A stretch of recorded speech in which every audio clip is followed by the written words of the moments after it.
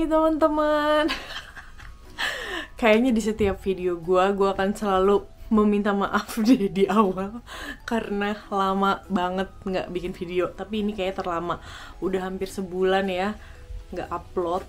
Maaf banget, lagi super ribet di rumah dan juga bokap nyokap gue lagi datang. Jadi kamar yang bisa gue bikin video tuh kamarnya si Dimas, diisi sama bokap nyokap. Jadi gue nggak bisa bikin video di sana. Enak di sana karena cahayanya bagus, bikin jadi cakep. Ini di kamar gue rada redup gitu guys. Gak apa-apa ya, daripada kelamaan. Udah banyak banget yang nanya, udah Kak, aku belum upload video. Kak, kemarin ke Queenstown bawa kamera nggak? Kak, bikin vlog nggak? Gini. Sorry ya. Gue baru sempet nih. Ini juga disempet-sempetin. Oke. Jadi langsung aja hari ini gue akan membahas sesuatu yang udah banyak diminta. Sebenarnya kemarin tuh gue udah pengen bikin tentang ini, cuman kata adik-adik gue dan kata suami gue nggak usah lah bikin ini, kayaknya orang nggak tertarik deh gitu. Padahal menurut gue sih ini penting ya. Gue akan bahas berapa sih biaya yang dikeluarkan untuk apply ke kampus dan untuk apply visa. Jadi semuanya, berapa semua biaya yang gue keluarkan kemarin di luar show money. Oke, kita mulai ya. Oh ya, sebelumnya sorry ya, gue karena nggak bisa ngedit yang cakep-cakep gitu, jadi kita manual aja ya. Ini juga gue tulis di buku, kita semuanya manual aja, nanti kita hitung sendiri pakai kalkulator. Jadi pertama-tama gue kasih tau dulu beberapa dokumen yang dibutuhkan untuk apply ke kampus. Jadi dokumen untuk apply ke kampus itu yang pertama adalah International Student Application Form. Itu nanti kalian dapetnya dari kampus, nanti ada form yang harus diisi dari kampus. Terus yang kedua adalah paspor. Nah kemarin itu gue keluar biaya untuk paspor karena paspor gue sekeluarga itu udah mau habis masa berlakunya, jadi kita harus perpanjang dulu. Nah biaya perpanjang itu gue ngurus cuma dari M-Paspor ya guys, cepet banget prosesnya. Itu biayanya per orangnya 350.000, jadi 350.000 kali 4. Terus yang ketiga adalah dokumen yang diperlukan adalah PTE Academic Score Result. Jadi kalian bisa IELTS atau PTE. Nah kemarin gue pilihin buat Teto tuh PTE karena katanya lebih gampang, terus skornya lebih gampang lah, lebih kecil gitu skor yang dibutuhkan. Nah itu kalian bisa buka www.pearsonpte.com, nanti linknya gue taruh di bawah. Itu kalian kalau mau cek sendiri buka websitenya, terus nanti ada pilihan kalian mau ke negara apa, kalian pilih New Zealand, terus keperluan untuk apa, study, terus kalian booking tanggal, terus nanti kalian bisa lihat tuh biayanya itu 195 USD. Ingat ya, USD bukan NZD, USD. Jadi itu setara dengan 2.925. Jadi 2,93 juta lah ya, 3 jutaan, 2.925. Tadi gue cek di website-nya sih belum naik ya, waktu tahun lalu gue juga segitu. Terus yang keempat adalah Bachelor Certificate, sertifikat S1. Terus yang kelima adalah Academic Transcript. Yang keenam adalah Curriculum Vitae, CV kalian. Terus yang ketujuh Letter of Intent. Letter of Intent itu kayak gue udah pernah kasih tau juga. Itu kalian kasih tahu bikin kayak cerita gitu, satu lembar, nggak usah terlalu panjang. Intinya kenapa kalian kepengen sekolah di sini, kayak Teto kan SIT, kenapa Teto kepengen sekolah di SIT dan kenapa pengen ambil Bachelor of Construction, itu mesti diceritain gitu. Terus yang ke-8 adalah work reference, itu letter of recommendation. Jadi kemarin kan Teto tuh di Bank Danamon kan terakhir kerjanya, jadi pakai kop Danamon, terus kasih tahu manajernya, yang bikin suratnya manajernya. Jadi kayak kasih tahu kalau gue sama Teto tuh Teto benar bekerja di Danamon saat ini, dan gue sudah mengenal Teto selama berapa, misalnya 5 tahun, dan dia adalah orang yang sangat hard worker, pokoknya bagus-bagusin diceritain terus, dan dia sudah memberitahukan kepada gue niatnya ingin mengambil sekolah lagi di New Zealand, major construction. Nah itu jadi bukan cuma sekadar surat keterangan kerja doang yang menerangkan bahwa Teto Gilang benar bekerja di sini, bukan kayak gitu, cuman si orang ini harus merekomendasikan juga Teto nih, bahwa Teto nih orangnya bagus gitu. Terus kasih emailnya supaya just in case di verif itu kan nggak bisa lewat telepon ya, jadi kasih emailnya gitu, email domain perusahaan. Terus nah ini untuk apply ke kampus kan cuman 8 dokumen ini. Cuman kayak academic transcript, bachelor certificate itu tuh mesti ditranslate. Jadi dokumen-dokumen kita yang berbahasa Indonesia tuh harus ditranslate. Nah ini biayanya lumayan juga nih buat terjemahan ini. Jadi kemarin tuh gue terjemahinnya tuh di namanya penerjemah tersumpah. Nanti kalau misalnya kalian butuh, udah mau apply, DM, nanti gue kasih nomornya. Itu dia satu lembar 75.000. Dan gue tuh banyak banget terjemahin ke dia, KTP, akta lahir, akta nikah, sertifikat rumah, itu semuanya gue translate terus nanti dia kasih hard copy-nya juga, kirim ke rumah. Nah itu semuanya gue bawa nih ke sini gitu. Terus SIM juga harus ditranslate. Pokoknya dokumen-dokumen kalian, dokumen-dokumen pribadi penting kalian yang berbahasa Indonesia tuh lebih baik ditranslate. Kalau gue sih semuanya gue translate ya gitu. Jadi kemarin tuh gue abis lumayan banyak tuh, 700.000. Yang pertama 700.000, terus 770.000, terus 545. 700.000, 770 sama 545. Tapi itu karena gue banyak banget sih dokumen-dokumen. Kan gue ada KPR, itu sertifikat rumah, dokumen-dokumen bank, itu semuanya gue translate. Jadi banyak banget. Udah, itu untuk apply ke kampus itu cuman itu aja. Udah, itu aja. Biayanya berarti paling cuma PTI. Kalau kalian udah punya paspor ya udah, berarti nggak usah diperpanjang atau nggak usah bikin. Tapi kalau harus bikin ya itu biayanya harus dimasukin juga ke dalam budget kalian. Jadi paspor sama PTI sama penerjemah tersumpah itu. Terus cuman untuk awal-awal yang masih ke kampus tuh cuman dikit ya yang diterjemahin. Ini yang banyak itu yang buat apply visa. Terus visa application. Nah, untuk pengajuan visa yang dibutuhkan nih, misalnya kalian udah apply ke kampus terus udah dapet nih offer of place-nya. Jadi kalian udah diterima nih, kayak Teto udah diterima di SIT. Nah, untuk pengajuan visa yang dibutuhkan adalah yang pertama offer of place dari kampus. Terus yang kedua bachelor certificate. Tadi kan ada kan, udah kan, dan udah di translate juga kan di awal. Terus yang ketiga rekening kalian pribadi sama rekening, kalau gua kan pakai rekening bokap nyokap dan mertua, jadi rekening sekeluarga. Jadi rekening untuk Teto, rekening Teto sama rekening papa mama Teto. Kalau gua rekening gua sama rekening papa mama gua gitu. Terus yang keempat kartu keluarga itu yang harus disubmit itu 2, bahasa Inggris sama bahasa Indonesia gitu. Terus yang kelima KTP, bahasa Inggris bahasa Indonesia. Terus yang keenam medical itu kemarin gue juga nggak nyangka mahal.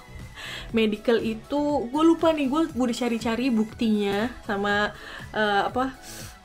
m-banking gue yang lama-lama, tapi nggak ada. Tapi seingat gue itu 3 jutaan, 3 koma itu untuk yang kita ya yang dewasa itu 3 jutaan itu udah lengkap, udah medical check up lengkap. Nah, anak-anak itu gue juga lupa, tadi gue lihat-lihat WhatsAppan gue sama Rumah Sakit Premier Bintaro, kalau nggak salah 340 apa 350 ribu, karena kalau anak-anak itu cuman tes urin, cek mata, sama tes cek kesehatan, jadi dokter gitu. Jadi anggap aja 3,5 juta ya, gue 3,5 juta, Teta 3,5 juta, anak-anak 350 ribu tuh. Terus akte nikah itu sama Inggris Indonesia, jadi itu harus di translate juga.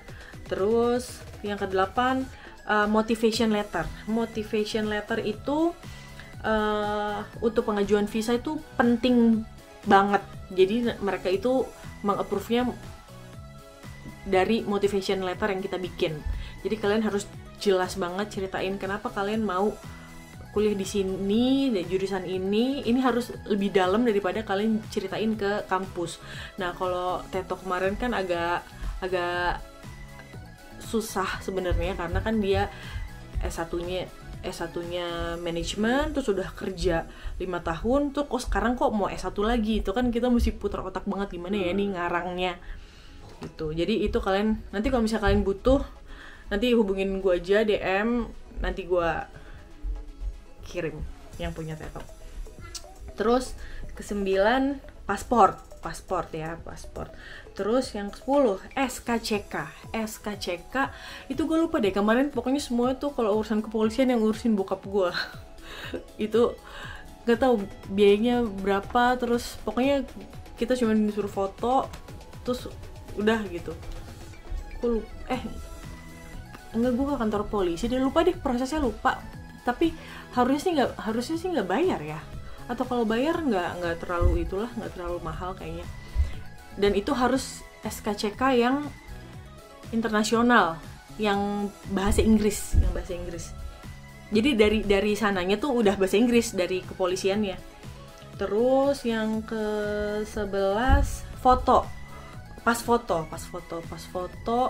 kayak backgroundnya nggak kalau gue kemarin backgroundnya merah, cuma ukurannya kayaknya nggak diatur sih, pokoknya pas foto. Terus yang ke-12 transkrip nilai yang udah di translate juga. Jadi biaya-biaya di sini itu yang gue keluarin tuh adalah penerjemah sama medical yang mahal, sama ya foto kan nggak mahal lah ya. Udah itu aja ya, itu doang kok. Nah, lalu yang sempat gue lupakan adalah, ini kan udah kebayar nih ya semuanya, udah ini medical check up udah beres, berarti udah nggak ada lagi nih biaya gede yang akan gue keluarkan. Gue lupa kalau apply visa itu harus bayar. lupa banget kemarin gue. Nah, ini gue kasih tau ya, untuk student ini kisah keluarga gue aja ya. Teto itu pakai visanya fee paying student visa. Itu harganya biaya untuk apply-nya itu New Zealand dollar ya, $430. Anggap aja kursnya 10.000, berarti 4,3 juta. $430. Oke. Terus yang kedua, untuk gua ini bener-bener pas gue tahu gue stres banget. Gue pikir sama 430. Ternyata partner, nah untuk visa istri ini ya, visa istri itu namanya Partner of Student Work Visa. Partner of Student, gue kan partner of student, tapi gue butuh work visa, jadi Partner of Student Work Visa itu harganya 700 New Zealand dollar. 7 juta, jadi visa gue itu paling mahal gitu. Terus yang ketiga buat anak-anak, Kelana sama Kembara, karena gue pikirnya Kelana kan udah di atas 5 tahun, jadi dia udah pasti student kan. Kembara nih kemarin kita sempat bingung nih, Kembara nih student apa visitor, dia kan belum 3 tahun waktu kesini. Jadi kita apply-nya udahlah biar aman, apply aja student, jadi namanya Dependent Child Student Visa. Itu harganya $375, 3,75 juta. gitu. Ternyata pas udah di approve visanya kembara dari student berubah jadi visitor karena dia belum 3 tahun gitu. Jadi dianggapnya tuh belum bersekolah gitu. Cuman perlakuannya sama aja, sama kayak bukan kayak visitor tapi kayak dependennya Teto gitu. Jadi berlakunya sama seperti kita gitu. Terus udah sih, itu biaya-biaya yang kita keluarin. Tadi gue hitung tuh sekitar berapa belas juta gitu. Jadi paspor 350 juta 4 orang. Terus PTI 2,9 juta. Terus penerjemah itu habis sekitar berapa? 700, 770, 500 ya 2 juta. Terus medical 3,5 7 juta tambah anak-anak 7,7. Terus sama biaya visa. Teto 4,3, gua 7 juta, anak-anak 3,75 masing-masing. Ya, itu coba kalian hitung sendiri gitu. Terus untuk yang mau tahu berapa sih show money yang dibutuhkan, itu sebenarnya kalian tuh bisa baca sendiri. Jadi kemarin tuh gua kan dikasih tahu, mungkin kayak butuh amannya sediain aja 1M. Enak banget kan ngomong kayak gitu, kan langsung stres. Dapat duit 1M dari mana coba kita? Ternyata pas kita lihat-lihat di immigration, kita baca-baca, sebenarnya semuanya tuh tertulis kok di situ. Jadi di bagian funds, nanti kalau kalian buka website imigrasi, di bagian funds itu nanti ada di situ.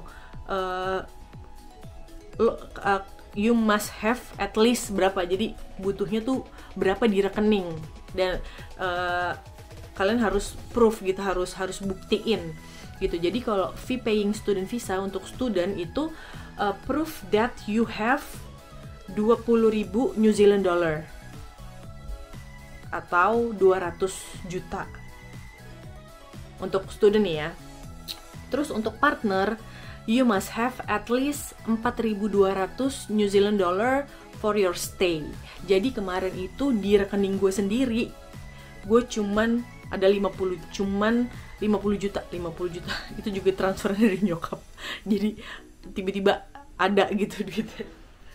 Jadi cuman ada 50 juta yang punya gue. Kalau untuk student visa yang anak-anak, itu proof that you have for each child 15.000 New Zealand dollar. Jadi masing-masing anak 150 juta. Jadi student 200 juta, istri 4.200, tapi gue sediainnya 50 juta, terus anak-anak 150.